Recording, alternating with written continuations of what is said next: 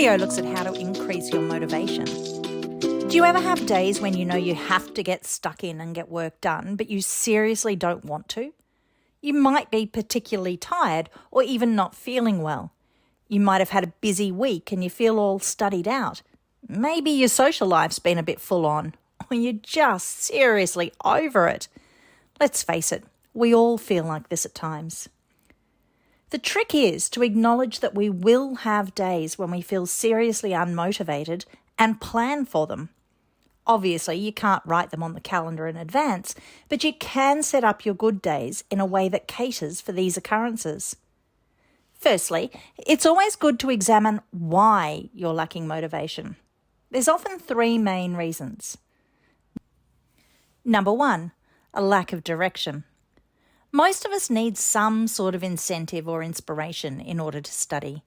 Unless we understand the purpose behind why we're doing things, it's really hard to find the motivation to do them. Knowing the big picture and having a clear goal to strive for will help keep you going. Often we have a sense of fear, especially if our efforts have proven unsuccessful in the past. Being aware of our self-talk is important here. If you constantly tell yourself that you can't do things or that you're not good at things, or even that you don't like things, it will make it very difficult to stay motivated. Keep your language positive and encouraging, just as you would if you were speaking to a friend. You might struggle to understand why the content you're working on is important or relevant. If this is the case, always try to find meaning for it. For example, you might never have to analyse a novel after you leave school, but you definitely will have to analyse. Tell yourself a story that inspires you to keep going and persist, even with subjects that you don't like. One of the problems with social media is that it constantly feeds us information that it knows we'll find interesting. Unfortunately, your teachers can't use the same algorithms to ensure that they only teach you things that interest you. Look at the big picture. Think about how this information might be useful in life or what skills you're learning in studying it. If nothing else, think about how it's teaching you the skill to keep working even when you're not enjoying your job. Believe me, this is a skill that you will need to develop no matter what career you choose to pursue. Number two, your identity. It can be really hard to stick to your values and goals, especially when they're different from the people around you.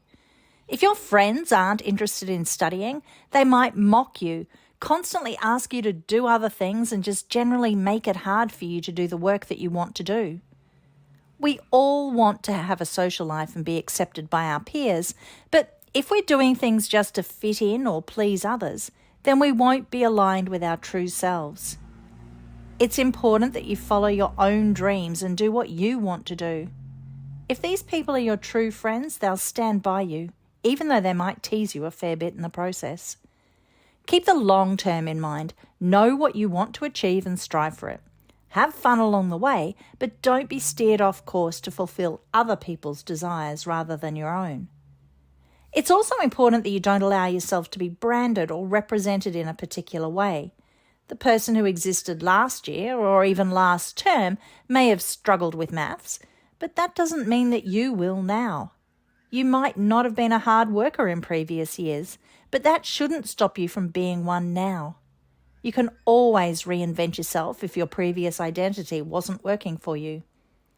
Be the person you need to be in order to achieve your dreams. Number three, circumstances. The other things that are going on in our lives will always have an impact on our study. You might be experiencing issues at home, relationship problems, sleeping issues, or even mental health problems. You could be moving house, have lost power, or even just have younger siblings at home who make it noisy and hard to study. These can all make it difficult to concentrate or even to care about studying. Remember that if you're experiencing any of these, you might need to talk to a counsellor or your GP. Where possible, try to find solutions to change your circumstances. But always acknowledge the concern and be nice to yourself. It's most important that you stay well, safe, and happy. Once you know what's causing your lack of motivation, you'll find it easier to get on top of it. But here are some specific tips to get you started. Number one, Start anywhere. Often we find that the biggest obstacle to getting things done is just that we don't start. We usually find other things to distract us, or we fear that we can't start until we're able to do the task perfectly. This procrastination just makes the tasks more complicated. By thinking about it too much, we build the task up to be far more overwhelming and horrible than it really is. Once we actually get started, we usually find that the task isn't actually as bad or as difficult as we expected it to be. It really doesn't matter where you start. It could be step 2 of the process, or maybe you write a paragraph before you write your introduction. Maybe you build the model before you write the report. It doesn't matter where you start, so long as you do. Number 2, try to set up your study schedule to cater for future you. On the days that you're motivated, get yourself into a good position so that a future unmotivated day can still be used effectively. For example, on days when you feel energised and enthusiastic, get in and do the harder work. Write the essay, do the hard questions, learn new content. Then, if you have a day on which you're less motivated, that day can be spent doing simpler tasks such as adding to your notes, creating flashcards, or proofreading what you've already written. Number 3, use rewards or punishments as motivation. If you've something that you really like or want to do, then use that as an incentive to get your work done. Promise yourself this as a treat or a reward once you complete your work. Breaking tasks down into small blocks gives you a lot of small goals along the way. Rewarding yourself for each goal that you meet will keep you feeling positive and motivated. Or, if you prefer, or maybe you're more motivated by punishment, think of some punishment that you'd enforce if you fail to meet your deadlines. For added incentive, start with this. For example, you might tell your parents that if you don't complete a certain task, they can take your Xbox away. As you get tireder and more frustrated, you might start to feel as if you don't really care about the Xbox, or you might start to doubt that your parents will follow through on the punishment. You can counteract this by giving them the Xbox up front. That way you're not focusing on what you'll lose if you fail, but on winning the Xbox back when you succeed. The brain is far more motivated by success than by failure, so you're more likely to put in the necessary effort to win. Number 4, don't wait to feel like you want to study. That day may never come.